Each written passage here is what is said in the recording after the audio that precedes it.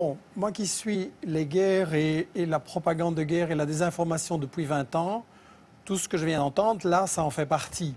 Et je voudrais rappeler cette phrase du Premier ministre britannique Lloyd George. En 1914, il disait « Si les gens savaient à propos de la guerre, elle serait arrêtée tout de suite, mais les gens ne savent pas et ne peuvent pas savoir. » Et cette 20 années d'études sur les guerres et tous les prétextes de ce genre et tous les mythes qui ont été fabriqués comme ça m'ont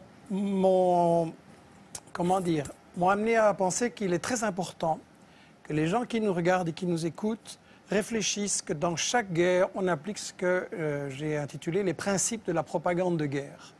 On ne peut pas évidemment dire qu'on fait la guerre pour le pétrole, pour le gaz, pour le fric, etc. Donc, il faut travailler l'opinion publique.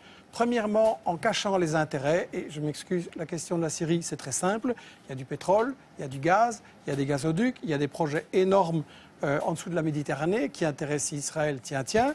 Et quand on voit que Total et le Qatar, maintenant en Libye, se partagent le gaz, ben, il ne faut pas faire un dessin.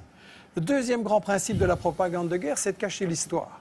Et la France se pose en donneuse de... Enfin, la France d'en haut se pose en donneuse de leçons. Il ne faudrait quand même pas oublier que le colonialisme français a bombardé les Syriens en 1945 pour les empêcher d'acquérir leur indépendance, a pratiqué et organisé la division de la Syrie, notamment sur des bases religieuses, et puis que toute l'histoire de la Syrie, depuis qu'elle a résisté à Israël, ça a été le travail des États-Unis et d'Israël pour affaiblir et briser la Syrie. Et Roland Dumas disait il n'y a pas longtemps qu'il y a 2 ans, on lui avait dit à Londres, on prépare quelque chose contre la Syrie, est-ce que tu veux en faire partie? Il avait dit non, 2 ans avant les manifestations. Le troisième grand principe de la propagande de guerre, c'est qu'il faut absolument, quand on a décidé d'attaquer pour le pétrole, le gaz ou le fric, il faut absolument diaboliser l'adversaire. Et donc là, on a droit à toute une série d'histoires. Et celui qui dit, moi je sais, qui dit ici, je sais tout ce qui se passe en Syrie, je n'ai aucune certitude, pour moi c'est un charlatan. Je pense qu'il n'y a pas de guerre propre, je pense qu'on a vu des atrocités des deux côtés. Et je pense que quand on se réclame de la justice, dire avant toute enquête, je sais qu'il va falloir faire quelque chose et je sais qui est coupable, c'est pas sérieux. Un tribunal qui jugerait comme ça ne serait pas accepté. Sur la question des armes chimiques, c'est évidemment intolérable. Je voudrais juste poser la question à ceux qui connaissent bien les États-Unis.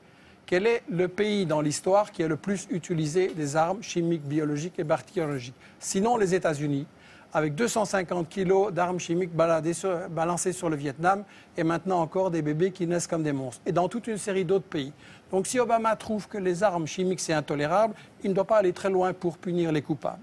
Le quatrième grand principe de la propagande de guerre, c'est qu'il faut toujours se présenter comme défendant les victimes. On fait toujours des guerres soi-disant humanitaires. Mais là, la mèche a été vendue hier ou avant-hier, je ne sais plus, par Bernard Kouchner, qui est un pro-interventionniste, et qui a dit devant une télé française, bien sûr que le but c'est de renverser Bachar el-Assad, mais il faut un habillage diplomatique. Ça veut dire qu'on n'est pas là pour défendre les Syriens, parce qu'en réalité, c'est une guerre qui a été provoquée par les États-Unis et leurs alliés dès le départ, comme Roland Dumas l'a dit. On n'est pas là pour protéger les victimes et pour les empêcher. Au contraire, on veut qu'il y en ait plus pour avoir un prétexte d'intervenir. Et je tiens à rectifier les mensonges qui ont été dits. Le gouvernement syrien est parfaitement d'accord de négocier. Et ce sont les États-Unis, la France et le Qatar qui ont dit non, on ne négocie pas, on veut gagner militairement sur le terrain. C'est-à-dire que Bachar el-Assad a dit qu'il voulait bien négocier. Oui, tout à fait.